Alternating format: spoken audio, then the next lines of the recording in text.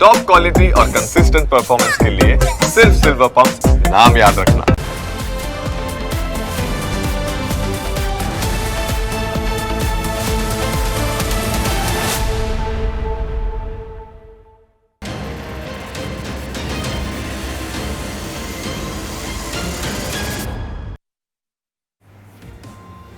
રાજ્યના દરેક સમાજમાં આજે યુવકોના સગપણ કે લગ્ન ન થવાની સમસ્યા ખૂબ જ વિકટ બની ગઈ છે। છોકરાના મા બાપ લોકોને કહેતા ફરે છે કે ક્યાંક છોકરી હોય તો બતાવજો। લગ્નની ઉંમર વટાવી ગયેલા 30થી લઈને 40 વર્ષના યુવાનો કન્યા માટે ફાંફા મારે છે।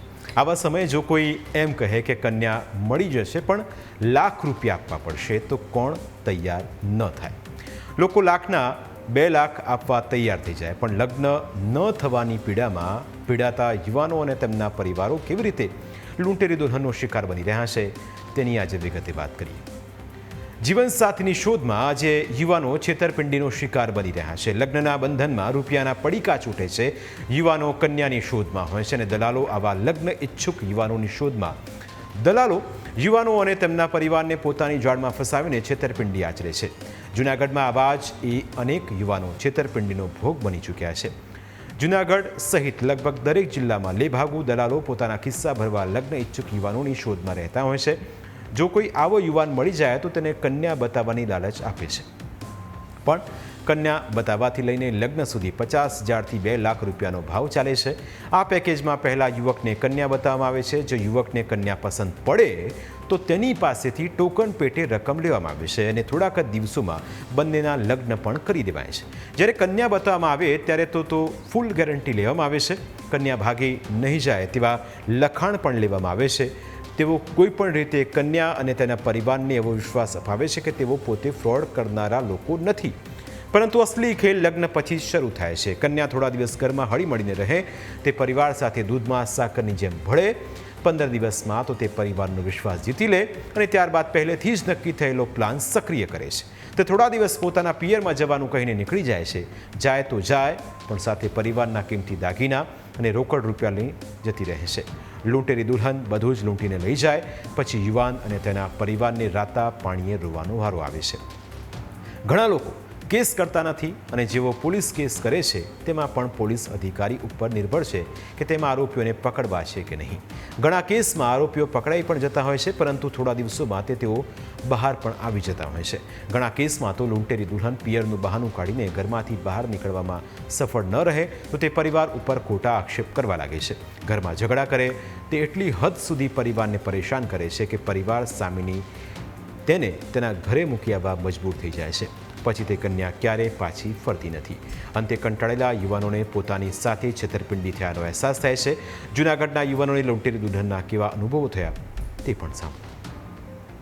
લગ્ન માટેની વાત ચાલેલી તો માળિયા તાલુકાના સુનિલભાઈ અરે અમારો કોન્ટેક્ટ છે। સુનિલભાઈ સુરત જોવા લઈ ગયેલા, લગ્ન વિધિ અમે કરેલી।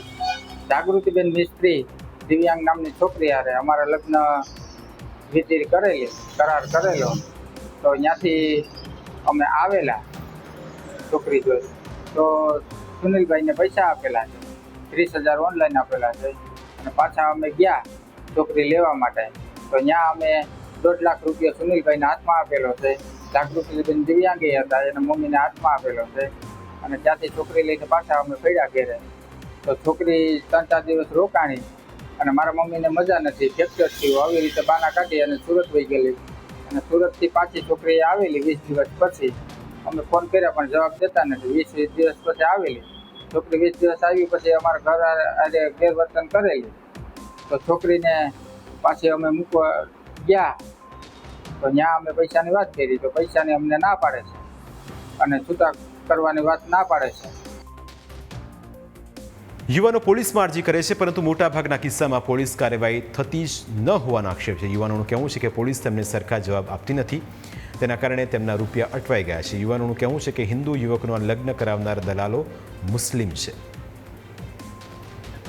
કેટલાય નિર્દોષો જૂનાગઢની આસપાસના રહે છે, પંડોરી ગામના, કેશોદના, વડાલના ને બામણસા ગામના ને 5માં હું છું, ટોકભાઈનો છું। એમાં પણ મોહમ્મદ અરશદ અને અબ્દુલ રહેમાન સામેલ છે ને આ રીતના છાસવારે કેટલાય નિર્દોષો આવી રીતના ભોગ બને છે। તો મારું સરકારને એ જ કહેવાનું કે ફોજદારી દાખલ કરે ગુનો ને કડકમાં કડક કાર્યવાહી કરે ને મારા પૈસા પાછા અપાવે એવી મારી માગણી છે.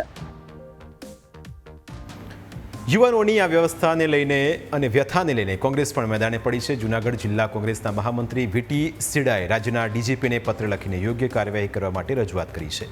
કોંગ્રેસનો આક્ષેપ છે કે દલાલો અને પોલીસ મળેલી હોવાના કારણે કાર્યવાહી થતી નથી. મુસ્લિમ છોકરાઓ જ નહીં, હિન્દુ છોકરાઓ જ નહીં, મુસ્લિમ છોકરાઓ પણ આ રીતે લગ્નની છેતરપિંડીનો ભોગ બને છે. એટલે આવા બનાવોની અંદર આવા બનાવો છાસવારે બને છે. બનવાનું કારણ એકમાત્ર છે કે આવા બનાવોની ફરિયાદ જ્યારે પોલીસ સમક્ષ અરજદારો પીડિતો લઈને જાય છે ત્યારે પોલીસ તાત્કાલિક ગુનો દાખલ નથી કરતી. એટલે એનો મતલબ એવો થાય કે પોલીસ આવા ગુનેગારો આવા દલાલો સાથે મળેલી હોય. આના માટે કરીને અમે રાજ્યના ડીજીપીને મેં નામજોગ પત્ર લખ્યો છે, અરજદારોના નામ લખીને એની સામે કાર્યવાહી કરો. રાજ્યના ડીજીપીને સીએમને પણ લખ્યો છે, પણ છતાં આજ દિન સુધી કોઈ કાર્યવાહી થયેલ નથી. અને એની સામે અમારી કડકના કડક માંગણી છે કે પોલીસ કડકવાળી કાર્યવાહી કરશે તો જ આવા લગ્નના નામે લોકો છેતરાતા અટકશે. કારણ કે સ્થાનિક પોલીસ છે આવા દલાલો સાથે ચોક્કસપણે મળેલી હોય અને ચોક્કસપણે સંપર્કમાં હોય એવો અમારો આરોપ છે. જો તમે કે તમારા પરિવારમાં કોઈ કુંવારા હોય તો લેભાગુ તત્વોથી સાવધાન રહેજો, નહીં તો તમારે પણ મહેનતના રૂપિયા ગુમાવવાનો વારો આવશે. પ્રાઇમ 9માં આજે બસ આટલું જ. ફરી મળીશું આપણે સ્પર્શતા મુદ્દા સાથે. ત્યાં સુધી રજા આપશો. નમસ્કાર.